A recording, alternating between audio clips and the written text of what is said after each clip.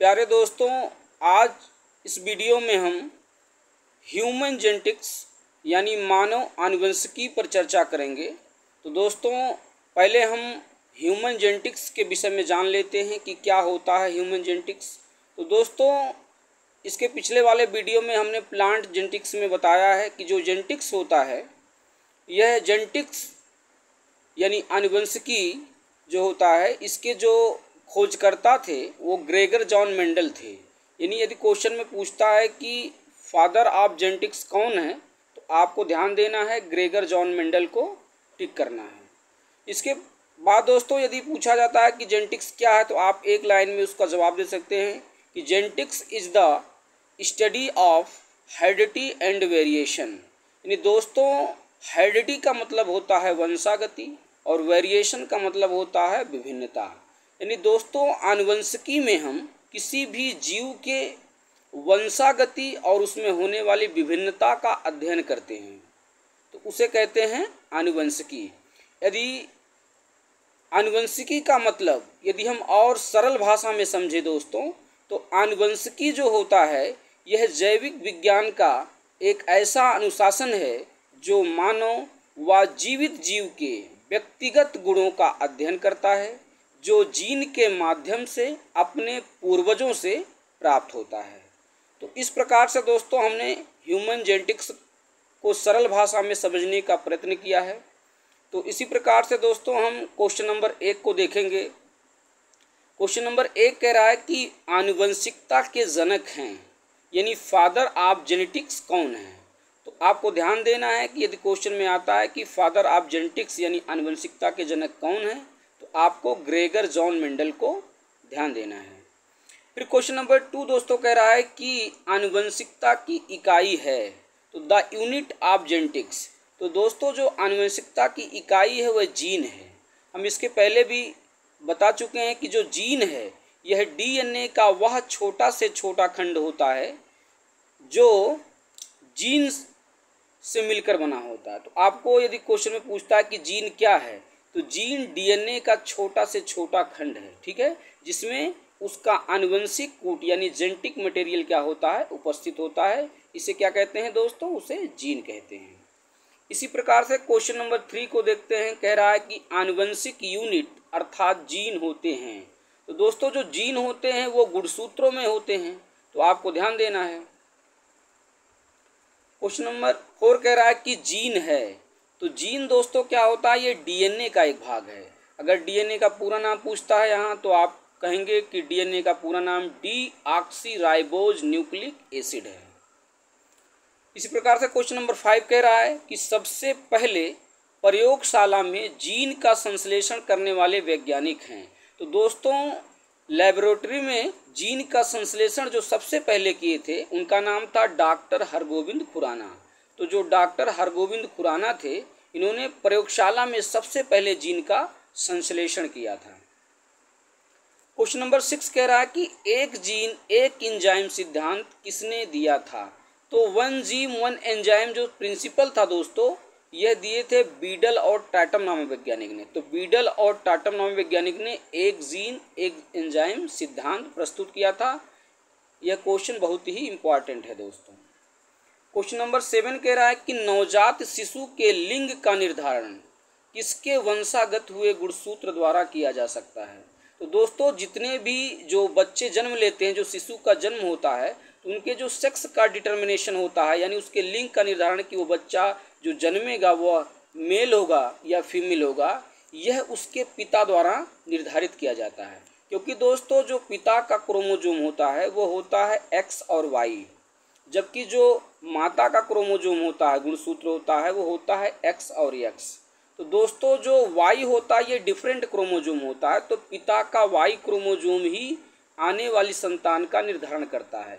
यदि x Y और x x में से यदि एक्स वाई का यदि एक्स क्रोमोजोम एक्स से जाकर जुड़ता है तो होता है एक्स एक्स, यानी जो होने वाला संतान है वो एक क्या होगी, फीमेल होगी। लेकिन यदि एक्स वाई का वाई क्रोमोजोम जाकर एक्स क्रोमोजोम से जब जुड़ता है दोस्तों, तब बनता है कोई मेल, ठीक है, कोई शिशु जन्म लेता है। तो आपको ध्यान देना है इस बात को। यदि क्वेश्चन में आता है कि किसी भी नवजात शिशु के जो सेक्स का डिटर्मिनेशन होता है वह जो है किसके द्वारा निर्धारित किया जाता है, तो उसके पिता द्वारा। आपको ध्यान देना है दोस्तों। अगला क्वेश्चन कह रहा है कि जीन का वर्तमान नाम देने वाले वैज्ञानिक हैं। तो दोस्तों जो जीन शब्द का प्रयोग किया था उनका नाम है जोहानसन। तो W.L. जोहानसन ने जो है जीन शब्द का सबसे पहले नाम दिया था। इसी प्रकार से क्वेश्चन नंबर 9 कह रहा है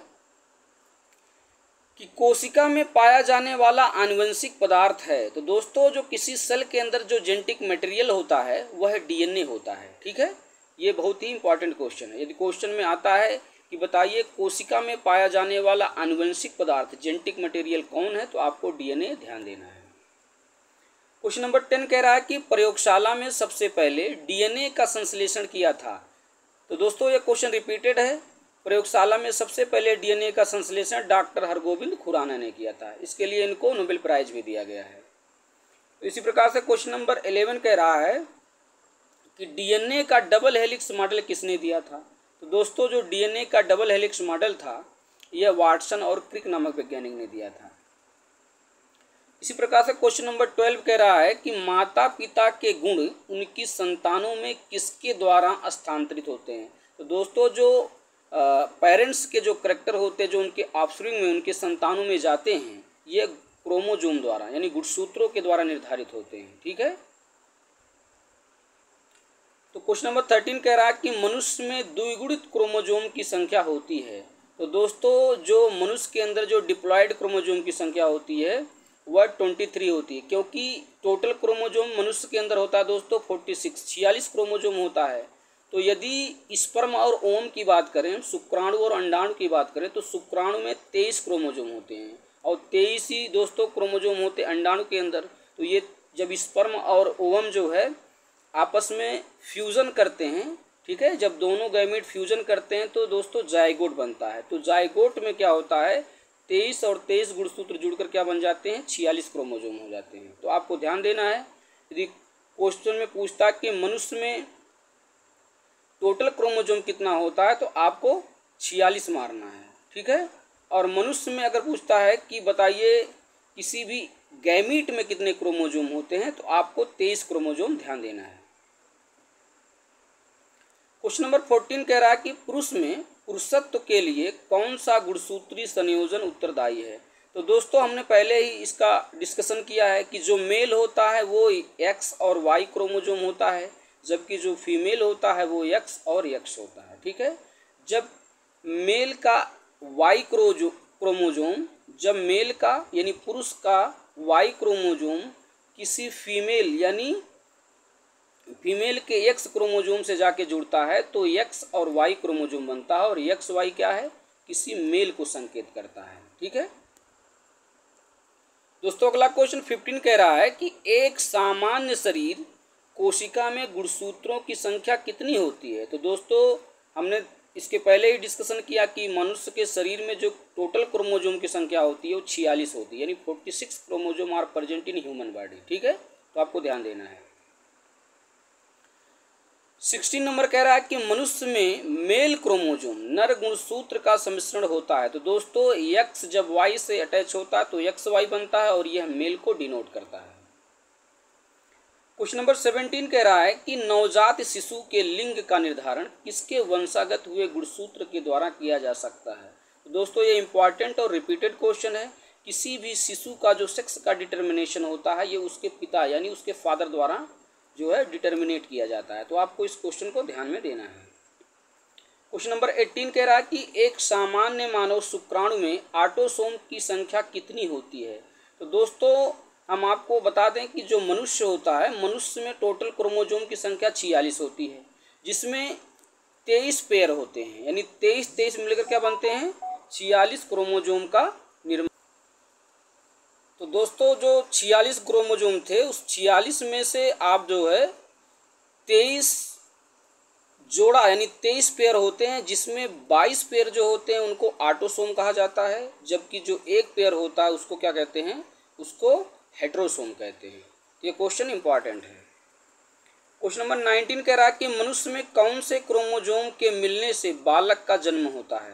तो दोस्तों जब किसी भी मेल के जब किसी भी मेल का वाई क्रोमोजोम किसी फीमेल के एक्स क्रोमोजोम से जाकर जुड़ता है तो एक्स और वाई बनता है, जो किसी मेल यानी किसी बालक का जन्म होता है। ठीक है। क्वेश्चन नंबर 20 कह रहा है कि वर्णांधता एक है। तो दोस्तों जो आपका वर्णांधता है इसको कलर ब्लाइंड कहते हैं, या इसको रेड ग्रीन कलर ब्लाइंड के नाम से जाना जाता है। ये जो वर्णांधता होता है दोस्तों इसको एक्स लिंक्ड रिसेसिव डिजीज या इसको सेक्स लिंक्ड रिसेसिव डिजीज के नाम से जाना जाता है। यह एक प्रकार का लिंग संलग्न रोग है। ठीक है। तो इसको आप ध्यान दीजिए कि जब क्वेश्चन में आता है कि वर्णांधता क्या है यानी कलर ब्लाइंड क्या है, तो आपको ध्यान देना है कि जो कलर ब्लाइंड होता है यह एक्स लिंक्ड रिसेसिव डिजीज है या सेक्स लिंक्ड रिसेसिव डिजीज के नाम से जाना जाता है। क्वेश्चन नंबर 21 कह रहा है कि लाल हरी वर्णांधता होने का कारण है। तो दोस्तों जो रेड ग्रीन कलर ब्लाइंड होता है यह एक्स क्रोमोजोम के वंशागति के कारण होता है, क्योंकि जो कलर ब्लाइंड होता है दोस्तों इसमें क्या होता है कि यह एक्स लिंक्ड होता है, यानी एक्स क्रोमोजोम पर कलर ब्लाइंड का कैरेक्टर पाया जाता है, तो इसलिए यह एक्स गुणसूत्रों की वंशागति के कारण उत्पन्न होता है। और इसमें एक इंटरेस्टिंग बात यह भी है दोस्तों कि जो कलर ब्लाइंड का जो व्यक्ति होगा उसको कभी भी रेलवे में जॉब नहीं दी जाती। क्यों? क्योंकि वह लाल और हरे रंग में पहचान नहीं कर पाता है। ठीक है। तो ये इंपॉर्टेंट क्वेश्चन है। अगला क्वेश्चन 22 कह रहा है कि हीमोफीलिया में क्या होता है। तो दोस्तों जो हीमोफीलिया होता है यह मेंडेलियन डिसऑर्डर में आता है। तो जो हीमोफीलिया होता है इसमें होता क्या है दोस्तों, यदि किसी हीमोफीलिया के रोगी को यदि चोट लग जाता है तो उसके जो रक्त होता है उसका थक्का कभी नहीं बनता, यानी उसकी मृत्यु होना निश्चित है। तो हीमोफीलिया का जो रोगी होता है इसके रक्त का थक्का नहीं बनता है, यह इसका एक लक्षण है। ठीक है। तो आपको ध्यान में रखना है। क्वेश्चन नंबर 23 कह रहा है कि मनुष्य में लाल हरी वर्णांधता को जाना जाता है। तो दोस्तों जो मनुष्य में रेड ग्रीन कलर ब्लाइंड होता है इसको हम आपको पता होना चाहिए कि इसको हम कलर ब्लाइंड के नाम से जानते हैं, यानी यह एक प्रकार का क्या है, एक्स लिंक्ड रिसेसिव डिजीज है या इसको सेक्स लिंक्ड रिसेसिव डिजीज के नाम से जाना जाता है। ठीक है। इसमें जो ए और बी लिखा है इसको आप काट दीजिए। इसका आंसर होगा एक्स लिंक्ड रिसेसिव डिजीज या इसको सेक्स लिंक्ड रिसेसिव डिजीज कहते हैं, और यह जो क्रोमोजोम होता है यह एक्स गुणसूत्र पर उपस्थित होता है। क्वेश्चन नंबर 24 कह रहा है कि एक वर्णांध पुरुष का विवाह दूसरे वर्णांध पुरुष के समान पुत्री से हुआ हो तो संतानों में क्या होगा। तो दोस्तों जो कलर ब्लाइंड का करेक्टर होता है, यदि मेल जो है कलर ब्लाइंड है तो इसका करेक्टर क्या होता है, उसके जो है बेटियों में जाता है, यानी उसकी पुत्रियों में इसका करेक्टर जाता है। और यदि फीमेल कलर ब्लाइंड है, ठीक है, तो यह जो है उसके जो है पुत्रों में जाता है। तो ये एक अपोजिट करेक्टर जो है ट्रांसफ़र होता है। तो आपको ध्यान देना, जब हम इस क्वेश्चन को सही तब व्याख्या कर पाएंगे दोस्तों जब हम इसको लाइव पढ़ाएंगे, क्योंकि इस तरह से आपको समझ में नहीं आएगा। ठीक है। तो इसको हम छोड़ दे रहे हैं, आगे इसको समझेंगे। क्वेश्चन नंबर 25 कह रहा है कि एक वर्णांध पुरुष व सामान्य महिला की संतानों में पुत्रों के वर्णांध होने की संभावना है। तो क्वेश्चन इंपॉर्टेंट है दोस्तों। कह रहा है कि एक जो कलर ब्लाइंड मेल है, ठीक है, उसकी शादी किसी भी नॉर्मल फीमेल से हो रही है, तो जो उसके पुत्र होंगे वो कितने % चांस होंगे उनके कलर ब्लाइंड होने का। दोस्तों क्योंकि जो मेल होता है, अगर मेल जो है कलर ब्लाइंड है तो इसका करेक्टर किस में जाता है, उसके बच्चियों में यानी पुत्रियों में जाता है। अगर फीमेल जो है कलर ब्लाइंड होती तो उसके किस में जाता, उसके पुत्रों में जाता। तो इसमें क्योंकि मेल में जो है कलर ब्लाइंड है तो उसके पुत्रों में जो है कलर ब्लाइंड होने की चांसेस क्या है, 0% है। ठीक है। ये क्वेश्चन इंपॉर्टेंट है। क्वेश्चन नंबर 26 कह रहा है कि शिशु का पैतृत्व स्थापित करने के लिए किसी एक टेक्निक का प्रयोग किया जाता है, यानी किसी भी बच्चे का अगर पिता को पता करना हो कि बच्चे का पिता कौन है तो इसको पता करने के लिए कौन सी तकनीक प्रयोग की जाती है। तो दोस्तों एक वैज्ञानिक थे एलेफ जाफरीज, और उन्होंने डीएनए फिंगर प्रिंटिंग का प्रयोग किया। तो डीएनए फिंगर प्रिंटिंग एक प्रकार का ऐसा तकनीक है जिसके द्वारा हम किसी भी बच्चे के पिता को जो है पता लगा सकते हैं, ठीक है, उसके डीएनए, उसके क्रोमोसोम के स्थिति को जानकर, ठीक है। तो इम्पॉर्टेंट क्वेश्चन है। क्वेश्चन नंबर 27 कह रहा है कि जीन शब्द किसने बनाया था। तो दोस्तों ये क्वेश्चन रिपीटेड है। जीन शब्द जो है WL जोहानसन ने दिया था। क्वेश्चन नंबर 28 कह रहा है कि वर्णांधता वाले व्यक्ति को लाल रंग दिखाई देगा। तो दोस्तों जो कलर ब्लाइंड का जो पेशेंट होगा वह लाल को हरा देखेगा और हरे को लाल के रूप में देखता है, मतलब उल्टा दिखाई पड़ता है इसे। इसीलिए वर्णांधता के व्यक्ति को कभी रेलवे में इसको जो है वहाँ नौकरी नहीं दी जाती, क्योंकि वहाँ पर लाल और हरी झंडी को दिखाने में जो है वो उल्टा देख जाएगा तो समस्या हो जाएगी। इसलिए जो है इसको कभी भी जो है रेलवे में नौकरी नहीं दी जाती है, ठीक है, वर्णांधता के व्यक्ति को, आपको ध्यान में रखना है। क्वेश्चन नंबर 29 कह रहा है कि एक वर्णांध पुरुष एक सामान्य महिला से, यानी कोई भी कलर ब्लाइंड मेल जब किसी नॉर्मल फीमेल से मैरिज करता है, विवाह करता है, तो वर्णांधता के लक्षण उत्पन्न होते हैं। तो दोस्तों उसके पुत्रियों के पुत्र में जो है ये करेक्टर होते हैं। जब हम इसको लाइव पढ़ाएंगे दोस्तों तो इसको हम अच्छे से समझा देंगे। क्वेश्चन नंबर 30 कह रहा है कि कौन सी व्याधि आनुवंशिक है। तो दोस्तों जो आनुवंशिक व्याधि है वो हीमोफीलिया होती है, ठीक है। तो दोस्तों हम यही समझा देते हैं कि जो डिसऑर्डर होता है, यानी जो व्याधि होती है, मुख्य रूप से दोस्तों दो प्रकार की होती है। पहली होती है मेंडेलियन डिसऑर्डर और दूसरी दोस्तों होती है क्रोमोजोमल डिसऑर्डर। तो जो दोस्तों क्रोमोजोमल डिसऑर्डर होती है वह कई प्रकार की होती है। जैसे इसमें आपका आता है Down syndrome, Turner syndrome, Klinefelter syndrome. तो इसके बारे में हम समझ लेते हैं क्या है। तो क्रोमोजोमल डिसऑर्डर का मतलब होता है गुणसूत्र में अनियमितता हो जाना। तो ये जो रोग होता है, यानी जो क्रोमोजोमल डिसऑर्डर होता है दोस्तों, ये गुणसूत्रों में अनियमितता के कारण होता है, ठीक है। जैसे यदि क्वेश्चन में आता है कि बताइए डाउन सिंड्रोम क्या है। तो दोस्तों जो डाउन सिंड्रोम होता है इसमें जो गुणसूत्र की संख्या होती है 46 के बजाय क्या होती है, एक बढ़ के 47 गुणसूत्र हो जाता है। तो ऐसा बच्चों में होता है और बच्चों की जो जीभ होती है मोटी हो जाती है, ठीक है। उनका जो माथा होता है वो मोटा और चपटा हो जाता है, ठीक है, और जीभ फटी फटी सी रहती है, दरारें बन जाती हैं। तो ये जो है उस बच्चे का करैक्टर होता है, तो उसे कहेंगे डाउन सिंड्रोम। यानी गुणसूत्रों की संख्या क्या होती है 46 से एक बढ़कर 47 हो जाती है, यानी 44 प्लस XX का करैक्टर आ जाता है इसमें। अब फिर समझते हैं दोस्तों टर्नर सिंड्रोम क्या है। तो दोस्तों जो टर्नर सिंड्रोम होता है इसमें जो गुणसूत्रों की संख्या 46 के बजाय एक घट कर क्या हो जाती है 45 हो जाती है, ठीक है। और यह जो है स्त्रियों में यह डिजीज़ होता है। तो स्त्रियों में क्या होता है, ऐसी स्त्रियां क्या होती हैं, बाँझ होती हैं। यानी क्या होता है कि इसमें गुणसूत्रों की जैसे संख्या कम होती है तो इसमें जो है स्त्रियों में जो है पुरुषोत्व करैक्टर आ जाता है और ये महिला क्या होती है, बाँझ हो जाती है, ठीक है। इसको समझना है आपको। और जो तीसरा क्रोमोजोमल डिसऑर्डर होता है दोस्तों उसको कहते हैं क्लाइनफेल्टर सिंड्रोम। तो जो क्लाइनफेल्टर सिंड्रोम होता है इसमें गुणसूत्रों की संख्या 46 से बढ़कर 47, 48, 49 यानी 3 क्रोमोजोम ज़्यादा हो जाते हैं। इसमें इस क्लाइनफेल्टर सिंड्रोम को दोस्तों गाइनोकमेस्टिया के नाम से जाना जाता है। ये जो गाइनोकमेस्टिया होता है इसका मतलब है कि किसी भी मेल के अंदर, ठीक है, किसी भी मेल के अंदर जो है महिलाओं जैसा करैक्टर आ जाता है, यानी पुरुष जो है महिला जैसा जो है करैक्टर उसमें दिखाई पड़ने लगे तो आप कहेंगे वो गाइनोकमेस्टिया, यानी क्लाइनफेल्टर सिंड्रोम का ये करैक्टर है। तो दूसरा जो हमने प्रकार पूरा देख लिया, अब हम पहले प्रकार को मेंडेलियन डिसऑर्डर को देखेंगे दोस्तों। जो मेंडेलियन डिसऑर्डर होता है ये कई प्रकार का होता है, जैसे हीमोफीलिया, कलर ब्लाइंड यानी वर्णांधता, इसको रेड ग्रीन ब्लाइंड के नाम से भी जाना जाता है। तीसरा हो गया सिकल सेल एनीमिया।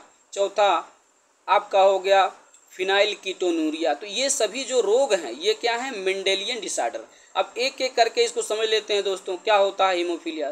तो दोस्तों जो हीमोफीलिया होता है ये ऐसा मेंडेलियन डिसऑर्डर होता है जिसमें किसी भी रोगी को यदि चोट लग जाए तो उसके जो रक्त का जो है थक्का जो बनना था वो थक्का नहीं बन पाता है, तो इससे उस रोगी की क्या होती है, मौत हो जाती है।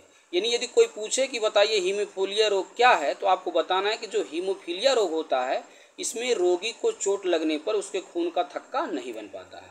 तो दोस्तों दूसरे डिजीज़ के बारे में हम देखेंगे, कलर ब्लाइंड डिजीज़ क्या है। तो दोस्तों कलर ब्लाइंड को हिंदी में वर्णांधता कहते हैं इसको रेड ग्रीन ब्लाइंड या इसको लाल हरी वरांधता के नाम से जाना जाता है। ठीक है, ये क्या होता है दोस्तों, इसमें जो रोगी होता है वरांधता का, वह लाल और हरे रंग में सही सही पहचान नहीं कर पाता है। अर्थात यदि इस रोगी को लाल रंग दिखाओगे तो इसे हरा दिखाई पड़ेगा, और यदि हरा रंग दिखाओगे तो इसको कैसा दिखाई पड़ेगा, लाल दिखाई पड़ेगा। ठीक है, और यदि पूछा जाए कि बताओ ये कौन सा डिसऑर्डर है, तो आपको बताना है यह एक्स लिंक्ड रिसेसिव डिजीज है, और या इसको कहेंगे आप सेक्स लिंक्ड रिसेसिव डिजीज। ठीक है, तो आपको ध्यान देना है। तीसरा प्रकार जो दोस्तों होता है इसको कहते हैं सिकल सेल एनीमिया। इसमें क्या होता है दोस्तों, यह भी मेंडेलियन डिसऑर्डर है। इसमें जो हमारी हीमोग्लोबिन होती है वह हंसिया के आकार की हो जाती है। ठीक है, और इसमें जो है जो बेस पेयर होते हैं उसमें क्या होता है, चेंजिंग होने के कारण ऐसा होता है, तो आपको ध्यान देना है। जो चौथा रोग आपने देखा फिनाइल कीटोन्यूरिया, ये दोस्तों फिनाइल कीटोन्यूरिया जो होता है यह भी एक प्रकार से मेंडेलियन डिसऑर्डर होता है, लेकिन इसमें जो फिनाइल एलेनिन नामक एमिनो अम्ल होती है यह टायरोसिन नामक एमिनो अम्ल में कन्वर्ट नहीं हो पाती है। ठीक है, तो इस प्रकार का फिनाइल कीटोन्यूरिया नामक डिजीज होता है। तो इस प्रकार से दोस्तों हमने दोनों प्रकार के डिसऑर्डर को देख लिया, एक एक करके, मेंडेलियन डिसऑर्डर और क्रोमोसोमल डिसऑर्डर, और ये बहुत ही इंपॉर्टेंट था इसलिए हमने इसका व्याख्या कर दिया है। फिर इसके बाद दोस्तों क्वेश्चन नंबर 31 देखेंगे कि गुणसूत्र में होते हैं। तो दोस्तों जो हमारा क्रोमोसोम होता है इसमें डीएनए और प्रोटीन उपस्थित होते हैं। इसी प्रकार से दोस्तों क्वेश्चन नंबर 32 कह रहा है कि जेनेटिक्स किसका अध्ययन है। तो हमने पहले ही व्याख्या कर दिया कि genetics is the heredity and variation, यानी जो हमारी आनुवंशिकी है यह किसी भी जीव के वंशागति तथा उसके होने वाली विभिन्नता का अध्ययन करता है। ठीक है, और इसके जो फादर ऑफ जेनेटिक्स हैं वो ग्रेगर जॉन मेंडल हैं। ठीक है, तो इस बात को आपको ख्याल में रखना है। तो दोस्तों इस वीडियो में हमने 32 पॉइंट तक कवर किया है और ये बहुत ही इम्पॉर्टेंट हैं, इसको आप ध्यान से पढ़िए, और आशा करते हैं दोस्तों कि ये वीडियो आपको पसंद आई होगी। यदि आपको पसंद आए तो आप किसी भाई बंधु को शेयर कर सकते हैं ताकि उसे भी आपकी तरह लाभ हो जाए, उसे भी जानकारी हो जाए। तो इसी के साथ दोस्तों हम इस वीडियो को समाप्त करते हैं। जय हिंद।